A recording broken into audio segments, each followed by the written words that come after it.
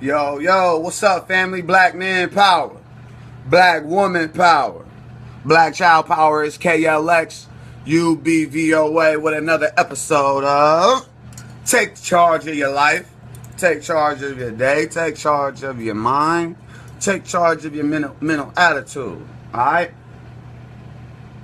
The only limitations you have is the one you set up in your own mind or you allow others to set up for you, okay? We live in a world of cause and effect, cause and results. Your current reality is nothing but the residual outcome, the sum total of your past thoughts and actions. If you would have thought different things in the past and you would have done different things, you would be in a different situation today, period. All right.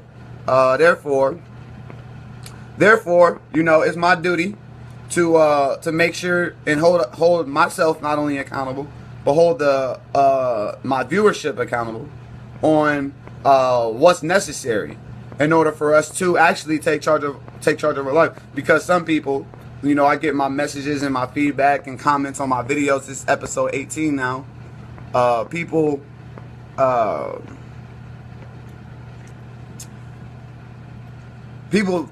don't know that, you know, it's their birthright to have the best that life has to offer. You feel me? Most people are not happy to get up in the morning. You know what I mean? See, when I wake up in the morning, I instantly shoot out of bed because it's another day for me to work on my fortune. You know what I mean? It's another way to another day to develop my philosophies for a better life, increase my quality of life, and get the type of results that I want. You feel me? So I write down the actions. I identify the actions that are necessary and the specific results that are necessary in order for me to have certain things said about me. Now, with that being said, this week or today, this episode, since yesterday we was talking about action, today I want to talk about writing out our plan for life. Hold up. Today's episode, I'm talking about how to write your plan for life. How to write your plan for life in 7 steps. How to write your plan for life in 7 steps. How to write your plan for life in 7 steps. Okay.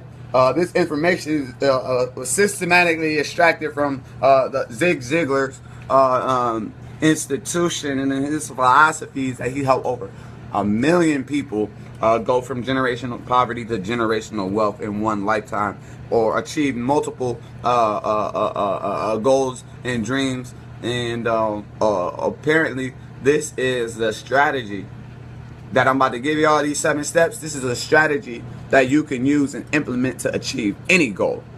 Okay, this is a strategy that you can implement and use to write out any plan, you know, in life. So first off, the first step is writing down what you want. The first step is writing down what you want. We talked about probably, I think, episode 9 or 10, where you ask somebody what they want, and then ask people what they want in life, and the first thing that they're going to do is go down the whole list of all the things that they don't want. People know what they don't want, but they're not actually clear about the things that they do want. All right, so we have to write down what we want. When we take our wants and you know, our desires from the mind and we transfer it to paper,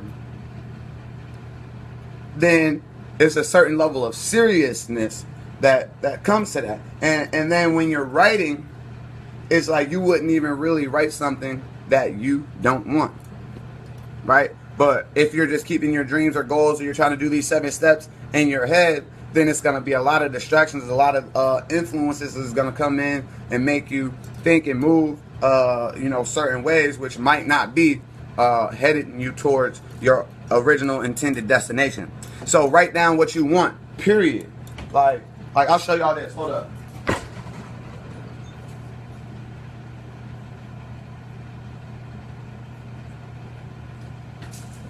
You feel me? Because I ain't telling y'all nothing that, you feel me, that I won't do, or that I ain't been doing, right? We talk about write down what you want. You see this book right here? You don't even got a front or back. Okay, so when I talk about writing what we want, I'm talking about getting real specific. This is a 2012, 2013 life statement that I wrote, you know, for myself. It ended up being 1, 2, 3, 4 pages. You feel me? Of me expressing exactly what I intend to create for myself, and then what I'm willing to give in order for these things. We talk about writing down what we want. Big dream details. You know what I mean? We talk about writing what we want. Hold on, I just want to show y'all something else. Look. Long range goals. Right? And then the systems to determine adjust the priorities and figure out, look. When we talk about writing all the things that you want, it's about transferring them to paper. A lot of these things that I wrote down, I've already achieved. I wrote this shit years ago. Alright? So the first thing is writing down what you want. It's like placing your order to the universe. It's like, until you get clear about what you want, then you're never gonna even be satisfied. You can have everything, but if you don't know exactly what you want, then shit, you could have everything that you want and not even know. And you still be seeking for other fucking shit instead of understanding to honor and be grateful for the things that you already have and accomplished. So anyway, 7, write down your plan for life in 7 steps. Write down what you want. We already talked about how important that is. If you can't write down what you want, that's the number 1 step that precedes all other steps. When it comes to writing out your own plan for life, you have to write down what you want. People can say what they want, but you have to write it down.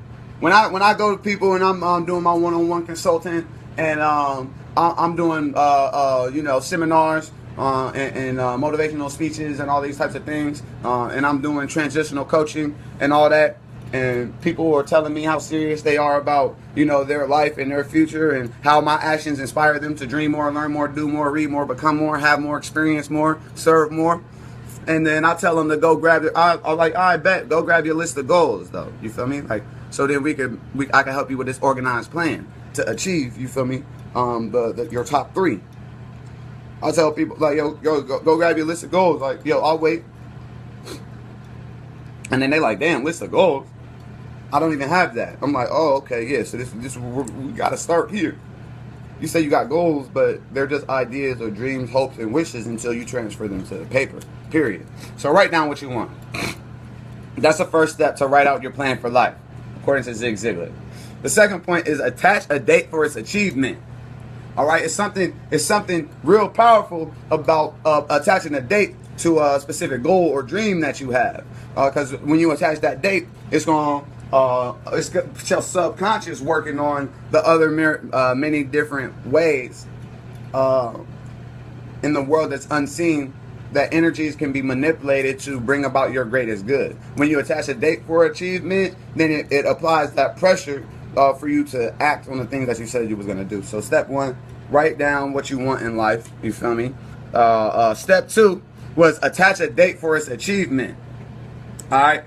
Number 3 was list the obstacles you have to overcome. See, this is probably one of the most powerful points when it comes to writing out your plans in life. When it comes to wait, hold up, I gotta respond to this text. Hold up. Alright, my bad, here we go. So when it comes to, like I said, going from idea to physical thing, we go from goal to achievement. This bridge is a bridge between goal and achievement. The bridge is a discipline, right? So here's the goal, here's the achievement. Now discipline is going to be the bridge that gets us from goal to achievement. Now what's in between here is process, and what's a part of process is obstacles. This is what point 3 comes in. List the obstacles that you have to overcome. So when you begin here with goal, and you identify a definite major end, I say where I am right now, who I am right now, with the information I have right now, the resources I have right now. What are some obstacles that I know I will have to overcome. Based on where I'm at in my goal and my current reality, based on my original intention of my definite major purpose or my aim or my particular plan, judging this distance between the two, knowing that discipline is the bridge between the two, what obstacles must I overcome? So let me use me for example. So my definite major purpose in life: positively influence the minds of the youth, create an achievement-driven culture, lead black people to a global renaissance, right? One of my major goals when it comes to finance or whatever is a billionaire by 2023, right? 2023 is I intend to have my first billion, right? So if I go, so boom, 2023, billion. 2009 when I decided that shit. You know what I mean? Like 10,000 probably, right? It's going to take discipline in order for me to become this type of person. Then I have to evolve. If I was already the type of person that's a billionaire right now, then I will already have my $1 billion. So knowing that I don't, then I'm going to have to overcome certain obstacles in order to get there. First and number one obstacle that I had to list and overcome was myself. The obstacle of my own self-limited beliefs. The obstacle of my own self-doubt. The obstacle of my own destructive thought patterns. The obstacle of my own destructive thought forces and shit. The obstacle of my own destructive habits. You feel me? And my ability to my inability to have compassion in certain realms, in certain arenas. See, these are some of the internal obstacles that I had to list and overcome. There's a lot of external obstacles as well, but I deal with the internal obstacles first because the African proverb says that when there's no enemy within, then the enemy outside can do us no harm. You feel me? When there's no enemy within, then the enemy outside can do us no harm. So when you, like I said, you write down what you want and then you attach the date for its achievement. The third step is listing the obstacles in which you which you have to overcome. Right? So overcoming those have to be one of those obstacles. Exercising your willpower to change direction gotta be one of those obstacles that you know you gotta overcome. Haters, goddamn, people who don't understand, liars, people that are unreliable. My bad, I got a call. My phone going crazy right now. Obstacles you got to overcome is you got to outline them because only you know exactly what you wrote when you talking about write down what you want in life. So be serious about it. Be serious about it, please, because if you don't, because when you list the obstacles, I'm gonna tell you like this, y'all. When you write down exactly what you want, and then you list the obstacles that you have to overcome to achieve them, when you hit those obstacles, it's just a checklist. Check this out. You know, see, obstacles empower me. When I run into an obstacle, I've already identified. I got a whole list, which I could go into another book. I don't feel like leaving to go get another book. I already showed you how I've been doing these types of things and these types of thought patterns and forces since 2012, and you can just check by the dates on this book here. Now, anyway. When you have a goal, when you have a dream, when you have something that you want, it's going to be endless forces trying to bring you down. It's like motherfuckers want to keep you in the same spot that you in. Nobody wants you to evolve past them, maybe forget them, blah, blah, blah, all these other different things. So you have to, in order to maintain your positive mental attitude, which is the first byproduct of a good life. Positive mental attitude, you can achieve all your goals and dreams all you want, but if you don't have a positive mental attitude or optimistic perspective, then you're not going to appreciate anything that you have. So it's just more and more that you acquire, and you still don't feel fulfilled. You still don't understand the value of life itself. So let me talk about this real quick. When I decided what I wanted, when I wrote it down and shit, and I had a list of obstacles that I had to overcome. When I faced these obstacles, that became my fuel. That just further fueled, you feel me, my definite major purpose and let me know how much on the right track I actually am. Whereas if you're heading for a dream or a goal and you haven't identified, my timer just went off, so that means I'm at 15 minutes. So that means I'm gonna have to go. I might have to pick up these next points tomorrow.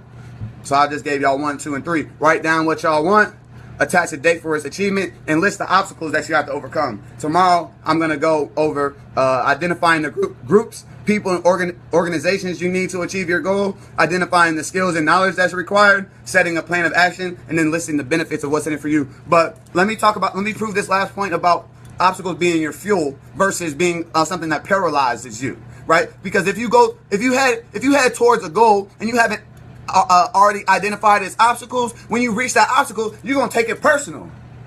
You feel me? It's gonna paralyze you. It's gonna hurt you. It's gonna make you. It's gonna ignite some more of your self-doubt. It's gonna ignite some of your other destructive thought patterns and habits and self-limited beliefs. Right? If you haven't prior identified the obstacles that are that you have to overcome, then you're gonna think it's it's so hard out here, blah blah blah. But it's just a process.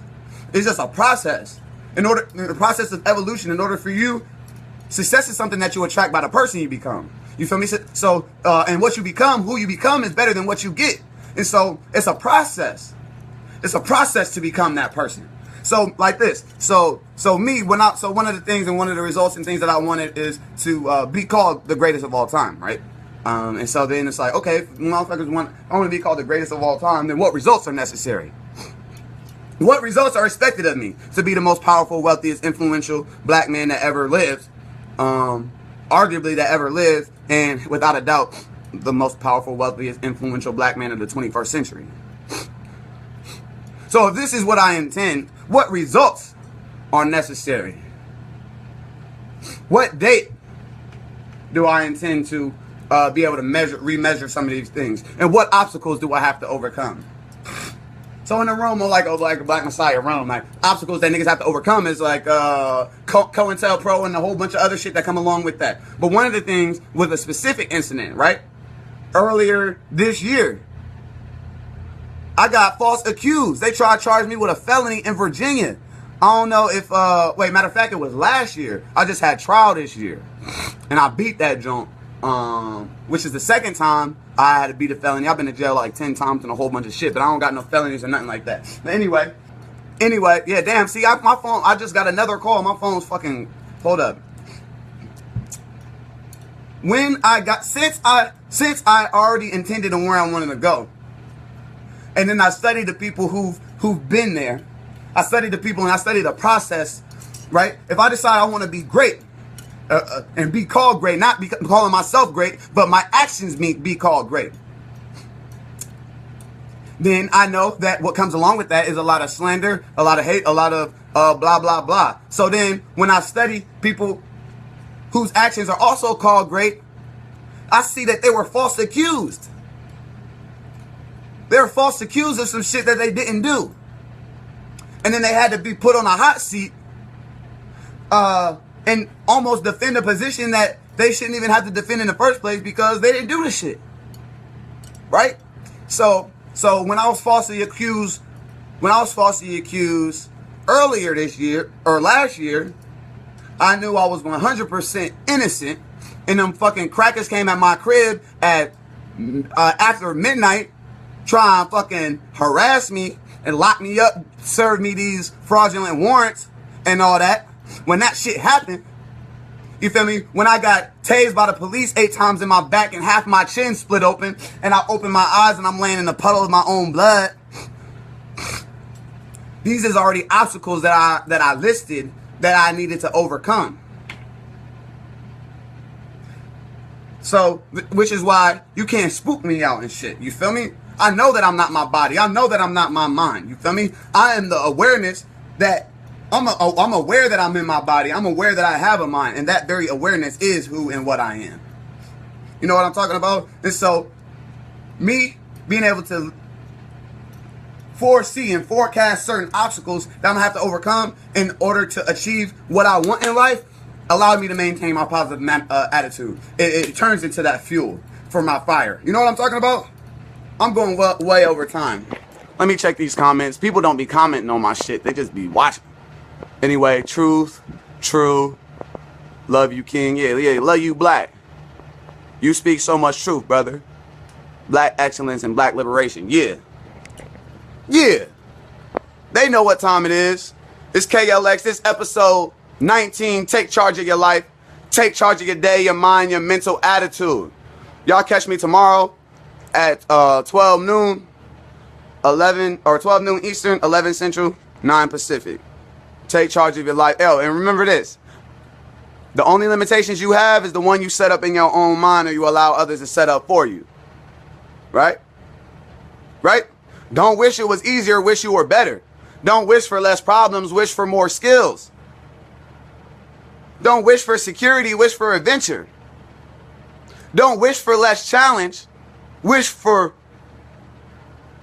more wisdom. Don't wish for less challenge, wish for more wisdom to deal with the challenge. And most importantly, stay grateful.